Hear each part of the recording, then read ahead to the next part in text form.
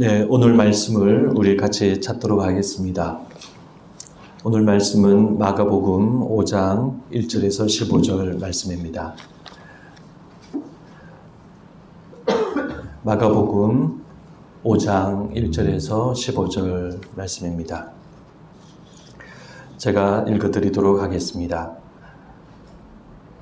예수께서 바다 건너편 거라사인의 지방에 이르러 배에서 나오심에 곧 더러운 귀신 들린 사람이 무덤 사이에서 나와 예수를 만나니라. 그 사람은 무덤 사이에 거처 하는데 이제는 아무도 그를 쇠사슬로도 맬 수 없게 되었으니 이는 여러 번 고랑과 쇠사슬에 매였어도 쇠사슬을 끊고 고랑을 깨뜨렸음이르라. 그리하여 아무도 그를 제어할 힘이 없는지라. 밤낮 무덤 사이에서나 산에서나 늘 소리 지르며 돌로 자기의 몸을 해치고 있었더라. 그가 멀리서 예수를 보고 달려와 절하며 큰 소리로 부르짖어 이르되 지극히 높으신 하나님의 아들 예수여, 나와 당신이 무슨 상관이 있나이까? 오나근대 하나님 앞에 맹세하고 나를 괴롭히지 마옵소서 하니, 이는 예수께서 이미 그에게 이르시기를 더러운 귀신아 그 사람에게서 나오라 하셨습니다. 이에 물으시되 내 이름이 무엇이냐? 이르되 내 이름은 군대니 우리가 많음이니이다 하고 자기를 그 지방에서 내보내지 마시기를 간구하더니 마침 거기 돼지의 큰 떼가 산 곁에서 먹고 있는지라. 이에 간구하여 이르되 우리를 돼지에게로 보내어 들어가게 하소서 하니 허락하신대 더러운 귀신들이 나와서 돼지에게로 들어가매 거의 2,000마리나 되는 떼가 바다를 향하여 비탈로 내리다라 바다에서 몰사하거늘 치던 자들이 도망하여 읍내와 여러 마을에 말하니 사람들이 어떻게 되었는지를 보러 와서 예수께 이르러 그 귀신 들렸던 자 곧 군대 귀신 집혔던 자가 옷을 입고 정신이 온전하여 앉은 것을 보고 두려워하더라. 아멘. 네, 오늘 방금 읽은 이 말씀을 가지고 악에 대한 하나님의 나라라는 제목으로 말씀을 나누고자 합니다. 지난주에 살펴본 바와 같이 마가는 4장에서 하나님 나라 비유 말씀을 했습니다. 그리고 그 이후에 계속 이어서 마가는 우리 앞에 펼쳐지는 놀라운 하나님의 나라, 거기에 대해서 말씀하고 있습니다. 첫 번째로 지난주 우리가 살펴본 본문인 자연 만물에 대한 하나님의 나라. 하나님의 나라는 자연 만물을 통치하고 다스린다는 사실도 그렇게 보여주었습니다. 오늘 본문은 악에 대한 하나님의 나라입니다. 또 이 다음 본문에서는 죽음과 질병에 대한 하나님의 나라를 말씀하고 있습니다. 그래서 오늘 본문은 이와 같은 마가에 계속해서 이어지고 있는 그런 하나님의 나라에 대한 말씀입니다. 오늘 본문은 단순한 귀신 축출 사건이 아닙니다. 예수님은 이전에 귀신 축출 사건에 대해서 그 귀신 축출이 단순히 귀신이 떠나간 사건이 아니라는 것을 제자들에게 설명하신 바가 있습니다. 귀신 축출은 여기 있는 귀신을 저쪽으로 쫓아버리는 그런 작은 사건이 아닙니다.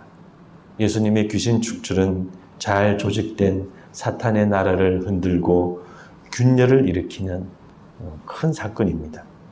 예수님은 하나님의 나라가 그렇게 사탄의 나라를 무너뜨리고 이 땅에 세워진다는 것을 말씀하셨습니다. 그러므로 오늘 본문의 귀신 축출은 그와 같은 내용을 보다 더 잘 보여주는 사건입니다. 오늘은 예수님께서 일개 귀신이 아닌 군대 귀신, 즉 귀신의 군대를 상대하십니다. 이것은 예수님께서 사탄의 나라와 정식으로 대결을 펼치시는 것을 의미합니다. 마가는 이 내용을 자세하게 설명합니다. 앞본문인 자연에 대한 하나님의 나라에 대한 말씀보다 이 악에 대한 하나님의 나라에 대한 말씀 본문이 더 깁니다. 그것은 이만큼 이 내용이 더 중요하다는 것이죠. 그렇습니다. 자연에 대한 하나님의 다스리심보다 악에 대한 하나님의 다스리심이 우리에게 더 중요한 문제입니다. 우리는 사탄이 역사하는 악한 세상 가운데 살아가고 있기 때문입니다. 여러분, 사탄의 나라가 무엇일까요? 그 나라는 악의 세력이자 모든 악의 배후입니다. 비록 성경이 악의 기원에 대해서는 명확히 밝히지는 않지만 그러나 악의 세력과 악의 배후에 대해서는 명확하게 밝히고 있습니다. 그것은 바로 사탄과 그의 나라입니다. 이들은 이 세상과 사람들 속에서 역사하며 진리를 가리고 하나님의 계획을 회방하고 죄와 악을 확대하고 있습니다. 세상과 세상 사람들은 언제나 이 영적 존재와 나라로 인해 큰 혼란과 고통을 겪고 있습니다. 이것은 우리 삶의 모든 부분에 악한 영과 귀신이 역사한다는 그런 미신적인 의미가 아니라 그 존재들이 이 땅 가운데 영적이고 근본적이고 고차원적인 차원에서 늘 역사한다는 의미입니다. 성경은 이와 같은 사탄의 역사를 언제나 우리에게 말씀해주고 있습니다. 곧 말씀을 들었을 때 사탄이 즉시 와서 그들에게 뿌려진 말씀을 빼앗는 것이요.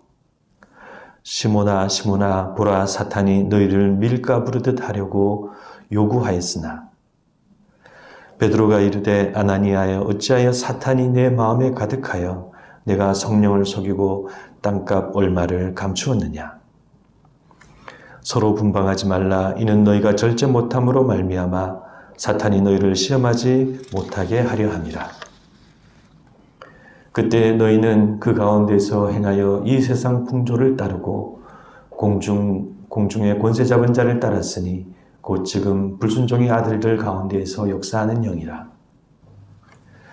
이 세상의 신이 믿지 아니하는 자들의 마음을 혼미하게 하여 그리스도의 영광의 복음의 광채가 비치지 못하게 함이니. 그러나 성령이 밝히 말씀하시기를 후일에 어떤 사람들이 믿음에서 떠나 미혹하는 영과 귀신의 가르침을 따르리라 하였으니. 네, 이렇게 사탄의 역사에 대한 말씀은 굉장히 많이 나오고 있습니다. 이렇게 사탄과 그의 나라는 한 개인에게 역사하는 것을 넘어서서 이 시대의 가치관과 사람들의 사상과 세상의 중심과 세상의 구조와 세상의 시스템을 거대한 악으로 물들이고 있습니다. 그래 인류로 하여금 선하신 하나님을 거부하고 영적인 자기 파멸의 길을 가고 구원을 얻지 못하도록 역사하고 있는 것입니다. 이와 같은 악은 오늘 우리의 현실입니다. 이번 한 주 국내 뉴스만 살펴보더라도 정치, 경제, 사회, 연예계 각종 뉴스의 90% 이상이 악의 현실에 대한 보도입니다. 우리 사회 구석구석 악이 느껴지지 않는 곳이 없습니다. 돈을 벌고 일을 하고 살아가는 우리 삶의 현장과 현실마다 마음이 편안하고 보람을 느끼고 깨끗한 곳이 거의 없습니다. 권력과 부정부패와 거짓과 차별과 분노가 가득합니다. 어느 곳에나 그렇습니다. 보금자리인 가정도 따뜻하지 못할 때가 많고 영적인 보금자리인 교회도 어지러울 때가 많고 이렇게 많은 사람들이 악의 현실에 눌린 채 세상 속에서 살아가고 있습니다. 현실이 그렇다 보니 우리 믿는 그리스도인들도 이런 현실에 젖어들고 무기력해지고 동화되어 갑니다. 우리도 사랑의 마음과 눈빛을 잃어버리고 사나워지고 악의 현실에 굴복하고 악으로 악을 갚는 그런 세상의 방식으로 살아갈 때가 많습니다. 이렇게 세상 속의 악의 현실은 우리 앞에 견고한 산처럼 실제하고 있는 것입니다. 그러나 우리는 오늘 말씀에서 예수님께서 강력한 악의 군대를 결박하시고 물리치신 것을 기억해야 합니다. 그 악의 세력은 아무도 제어할 수 없는 강력한 세력이었지만 예수님을 보자마자 멀리서 보고 달려와 절하며 굴복하고 마침내 예수님의 나오라는 그 말씀 한마디에 나오고 쫓겨났습니다. 이 사건은 사탄과 악의 세력에 대한 예수님의 승리, 즉 악에 대한 하나님 나라의 승리를 십자가 예수님의 부활 이전에 미리 보여주시는 사건입니다. 그렇다면 우리가 이 말씀을 읽고 어떤 교훈을 받아야 할까요? 네, 오늘 말씀의 교훈은 한 가지입니다. 우리는 악을 이길 수 있다고 믿고 악과 싸우는 사람이 되어야 합니다. 예수님은 우리에게 사탄의 나라를 패배시키는 하나님의 나라를 보여주셨습니다. 이것을 우리에게 보여주신 이유는 다른 데 있지 않습니다. 이 땅에 임한 하나님의 나라를 믿고 우리도 동일하게 악과 싸우라는 의미입니다. 그런데 우리가 악과 싸우는 사람이 되기 위해서는 먼저 악을 이기고 악의 현실을 이길 수 있다는 믿음이 먼저 있어야 합니다. 그 믿음이 있어야 우리가 싸울 수가 있습니다. 왜냐하면 우리는 대체로 이 세상 속에 있는 만연한 악을 이길 수 없다고 미리 생각하기 때문입니다. 그래서 우리는 악을 대적하지 못하고 주저하고 외면하고 자주 타협하는 것입니다. 그러나 우리는 오늘 말씀을 통해 사탄의 군대를 무너뜨리는 하나님의 나라를 보고 믿음을 가져야 합니다. 우리는 믿음을 가지고 악과 싸우는 사람이 되어야 합니다. 그런데 성경 안에는 의외로 악한 자를 대적하지 말라는 말씀이 있습니다.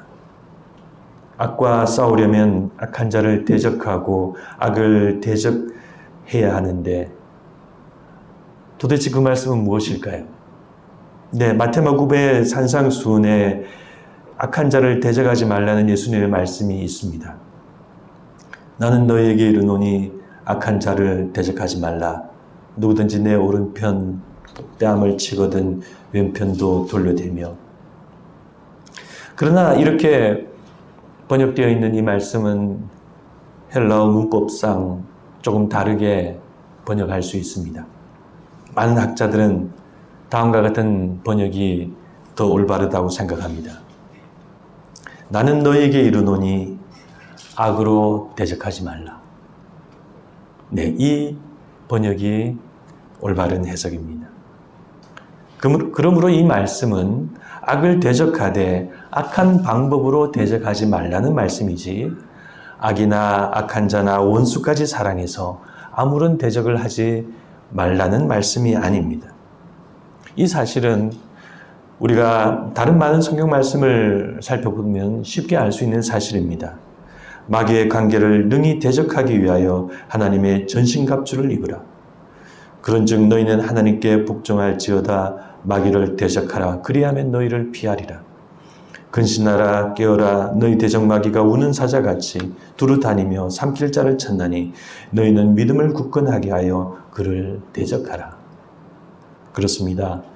예수님의 산상수훈 말씀은 악을 악으로 대적하지 말라는 말씀이지 악을 전혀 대적하지 말라는 말씀이 아닙니다. 그래서 우리는 악과 대적하고 싸워야 합니다. 우리는 그리스도인으로서 세상의 악한 현실을 외면하지 말고 싸우는 교회와 그리스도인이 되어야 합니다. 부끄럽고 안타깝지만 우리 한국 교회는 지금까지 악의 현실과 싸우는 믿음에 대해 잘 가르치지 못했습니다. 그저 순종을 미덕으로, 신앙의 미덕으로 가르치고 우리 신자들을 다 순하고 선한 그런 얌전한 양들로만 만들었습니다. 그래서 우리는 대체로 바른 말도 잘하지 못하는 그런 소심한 신자로 교회 안에서 신앙생활을 하고 있습니다. 세상의 악한 현실 속에서 의로운 역할을 감당하지 못한 채 그저 교회 안에서 직분을 감당하는 신자가 되고 그것을 우리는 좋은 신앙이라고 말해왔습니다. 이런 모습은 우리 믿는 자들의 개인적인 모습일 뿐만 아니라 한국교회의 모습이기도 합니다. 한국교회는 과거 불의에 한거하고 잘못된 권력에 저항한 그런 역사가 많지 않습니다. 교회는 일제강점기 시절에 그렇게 살았던 지도자와 신자들을 해방 후 교회에서 제외시켰습니다. 그런 후 해방 후 우리 한국 교회는 대체로 권력편에 섰고 악의 현실과 싸우는 법을 모르는 교회가 되었습니다. 그러나 우리는 오늘 말씀에서 보여주고 있는 하나님의 나라를 바라보고 우리 각자의 자리에서 악과 싸우는 사람이 되어야 합니다. 잘못된 일이라면 말이라도 해야 합니다. 그것은 아닙니다. 그것은 아닌 것 같습니다. 그래야 우리는 우리 스스로를 하나님의 자녀와 그분의 백성으로 증명할 수 있습니다. 아무쪼록 하나님께서 여러분과 저에게 큰 능력을 주셔서 이 땅에 임한 하나님의 나라를 믿고 악을 분별하고 악을 용인하지 않고 악에 저항하는 깨어있는 그리스도인이 되기를 그렇게 만들어 주시기를 간절히 소망합니다. 네, 기도하시겠습니다.